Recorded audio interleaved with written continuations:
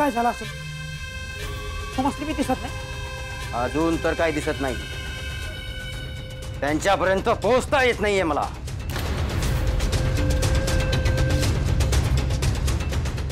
आता तुम्हासनीच पोचता येत नाही म्हणल्यावर मग मला केव्हा येईल?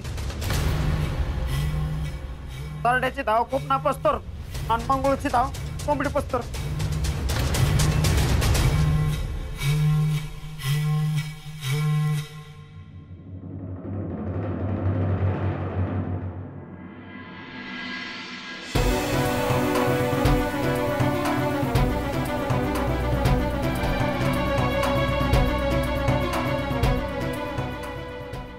काय ग सत्य, काय विचार करतेस?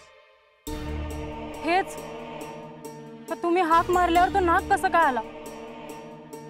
त्याला काय तवा, कुठल्या बी प्राण्याला मनापासून हाक मारली की समजतं त्यात. आणि तुम्ही काय बोलला? समजे जण म्हणतात की तुम्ही प्राण्यांसंग बोलतात म्हणून. त्यात बी बोलायचं असतं. बोलायचं की आपण. भय पर आत्ता काय बोलला नागासंग? काय नाही, असंच काहीतरी. तुम्ही म्हणत होता दिलेले वचन ध्यानात आहे माझ्या आणि येळ आली की घेऊन जाईल. कसलं वचन आणि कुठे जाणार आहे? सांगता नाही यायचं. पुण्यांदा कवा तरी सांगेन. नाही नाही, आत्ताच सांगा. अगं म्हणलं नवं सांगता नाही यायचं. पुण्यांदा सांगेन. तसं बी तुला सांगायची गरज नाही पडली. तुझं तुला समज. ते समजायचं तेव्हा समजू दे. मला तर असं वाटतं आहे की तुमच्याच डोक्यात काहीतरी शिस्त आहे. म्हणजे कुठं जायचा विचार नाही ना व तुमचा? माझा विचार तर लय काय काय आहे. आता त्यातलं काय करायचं आणि काय ठरलं आहे ते बघायचं आहे. आता म्हणजे येळ आल्यावर समजल तुला. आजाने काय सांगितलं आहे ठाव आहे ना व?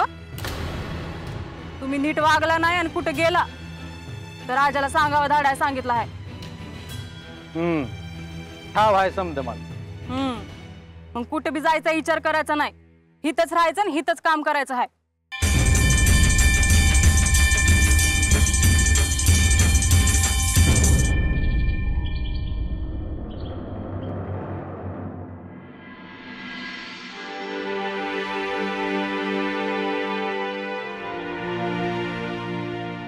किती वेळ लावलायस हा? कवा धरणं वाट बघती हाय? अगं हे लईच लांब घेऊन गेले होते मला. मी नग नग म्हणत होते तरी चालायला लागलं. बाळू, अरे एवढ्या लांब कशा पायी जायचं?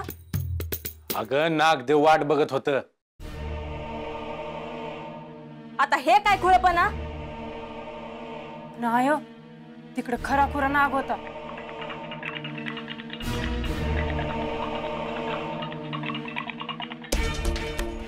बाळू, अरे हे काय वागणं झालं का?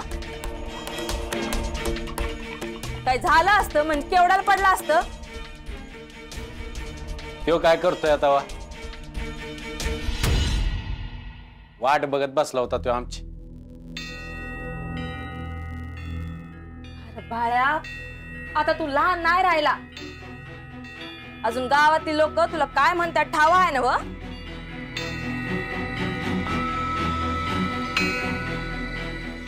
आता कसं समजावून सांगायचं तुला? आणि हे तर बोलत बी होते त्याच्या संग. ह्या तर पळूनच येणार होते बघ.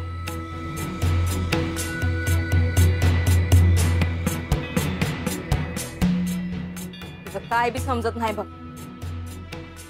सत्य, परत ह्यो म्हणला इकडे जाऊ तिकडे जाऊ तर कुठं बी जायचं नाही ह्याच्या संग.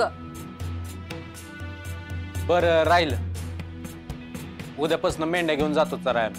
हा, पर हे ध्यानात ठेव, मारान सोडून लांब जायचं नाही.